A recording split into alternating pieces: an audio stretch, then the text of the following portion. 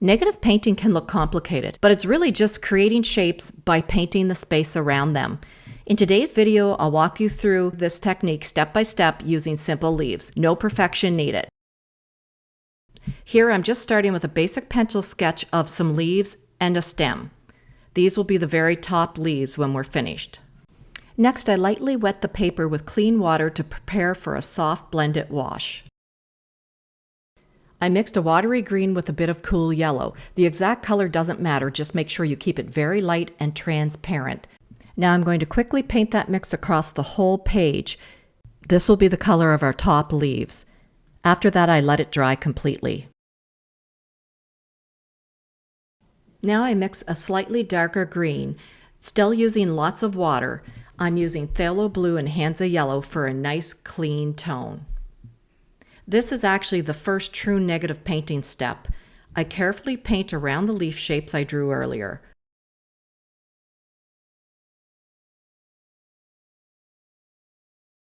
We're not painting the leaves themselves, we're painting the space around them, which make the leaves stand out.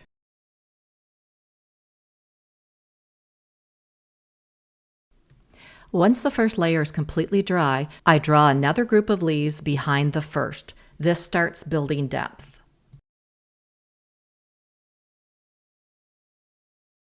So I mix a slightly darker green for this next pass.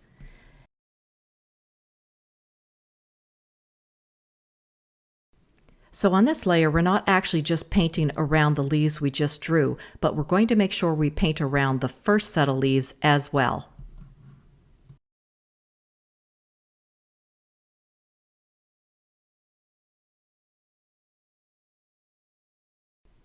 My hands weren't very steady the day that I filmed this, so it's a little messy, but that's okay. It still works out beautifully, and I hope it shows you that creating does not have to be perfect.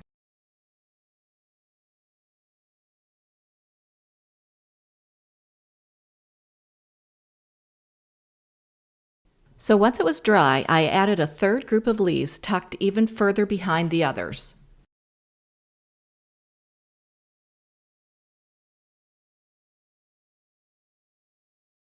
I mixed a darker green and I added a little permanent rose to make it even deeper.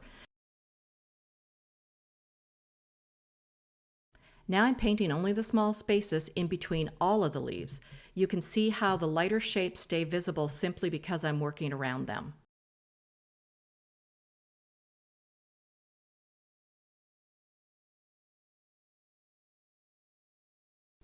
I sped this up so you wouldn't fall asleep, but if you're painting with me, feel free to pause and take your time.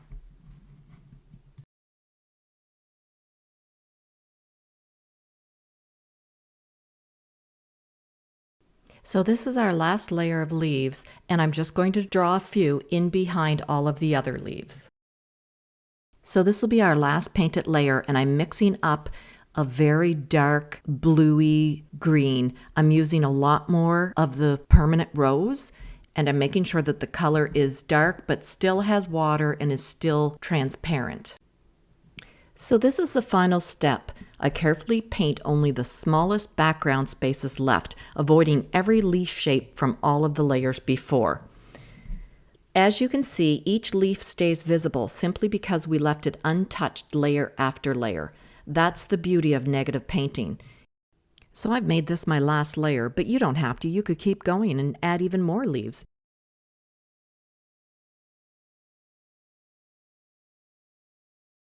Thanks so much for watching. If this has helped you understand negative painting a little more clearly, I'd love it if you liked or subscribed for more watercolor lessons. And if your lines are a little wobbly or your layers aren't perfect, that's okay. You showed up and you painted, and that's what matters most. See you next time.